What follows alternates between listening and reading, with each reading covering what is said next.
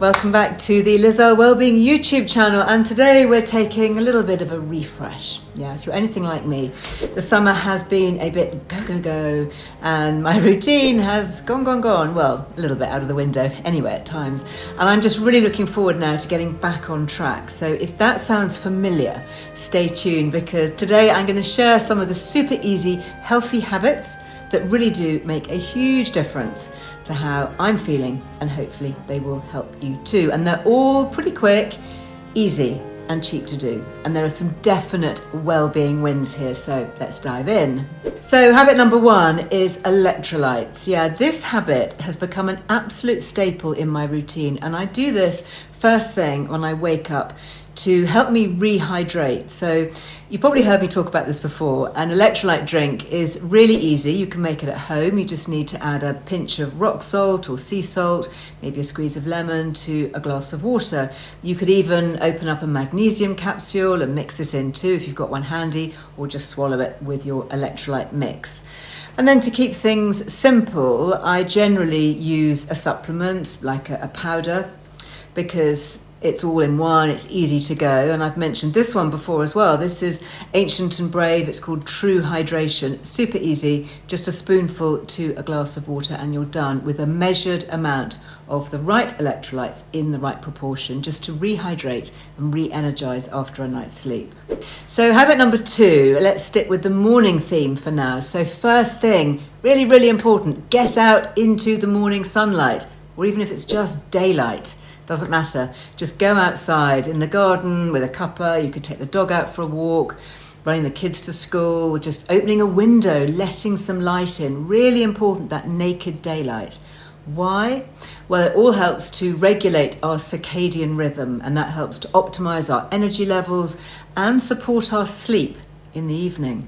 So when morning light hits certain cells in our eyes, it sends a clear morning message to the brain's timekeeper. And this then helps to release things like cortisol and dopamine.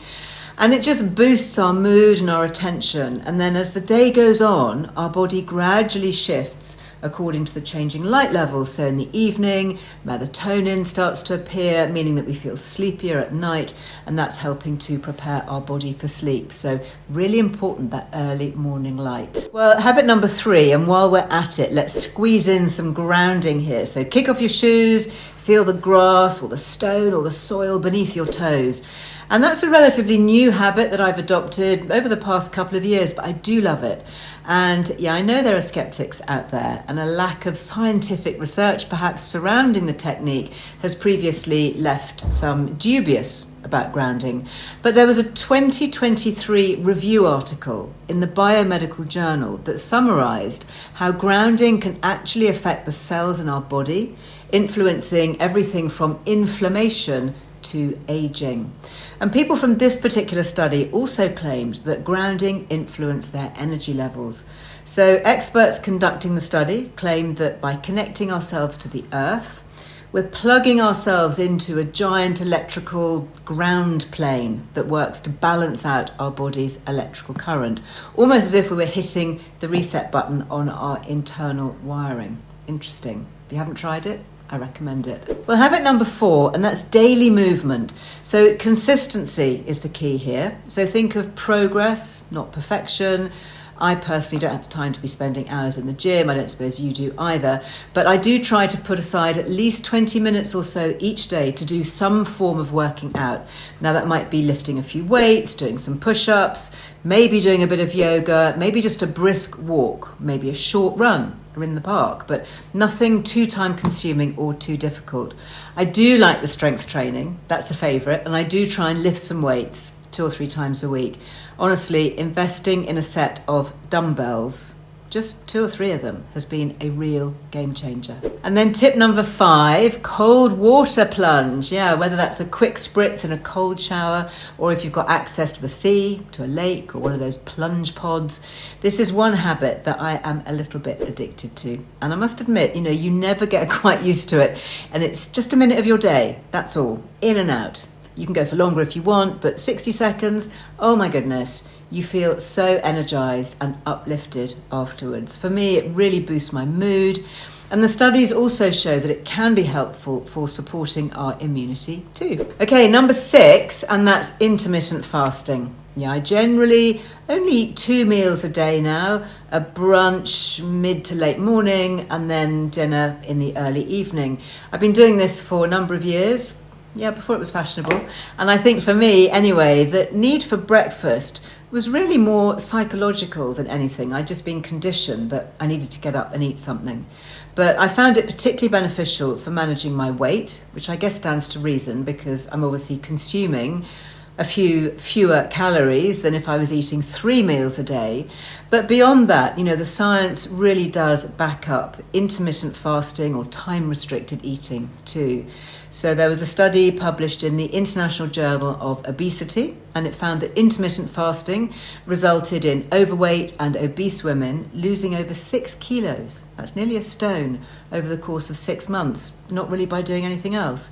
So might well be worth a try if you are keeping an eye on the scales to maintain or even get to a healthy weight. And this leads me neatly on to tip number 7, which is once you do break your fast, please prioritise protein on your plate. So protein is essential, especially for us midlifers, and it's key for maintaining muscle mass, for brain health, even for our hormones. So when you're building a plate of food, consider your protein first, then add some fibre, some healthy fats all around the protein on your plate. So eggs, Greek yogurt, meat, fish, tofu, lentils, beans, these are all really good sources of protein. And I find it beneficial to cut back on refined carbs for weight management and for my energy levels too. Let's swerve the biscuits, swerve the cake. And while we're on the topic of food, tip number 8 is to support gut health. Let's just add a daily dose of fermented foods, whether that's a little bit of kimchi in a salad or some kefir in a glass. I try to have at least one of these foods every day to help support the beneficial bacteria in my gut. Now, if you're new to this, go slow, because this gives your tum time to adapt and help avoid any digestive upset by overloading it with all the bugs, even if they're beneficial ones. Okay, number 9, and this is connection and our relationships to those around us. Midlife can be a big time of change. We've got children fleeing the nest, and sometimes romantic relationships can crumble. And I think finding a sense of purpose has truly been transformational for me, as has staying positive and connected to those around me. We don't necessarily need to be the social butterfly, going to loads of events or being really social, but even just picking up the phone, writing to a friend, a real letter maybe, or a card, that can really help us to boost our sense of connection. And it really does lift our mood. And then finally, is it the most important? Maybe, and that's to prioritise sleep. So my routine has got a little bit forensic, I must admit, but if I don't sleep well, the next day is just a bit of a write-off. So I prioritise it more than I ever have in any other part of my life. So my non-negotiables, definitely earplugs, and I have a sleep mask if I'm travelling, to block out the light. So that's the noise and the light gone. I love to take a magnesium supplement too in the evening. This just really helps me to wind down before bed. I put a few drops of lavender or essential oil on the pillow to help me drift off. That's my go-to. The minute I smell it, I know that it's time for sleep. And I'm also a bit careful about caffeine as well. So I really try and avoid this after about 2 o'clock in the afternoon. And then I keep my phone out of my bedroom. I've swapped my phone for an old-fashioned alarm clock. That is what wakes me up now instead.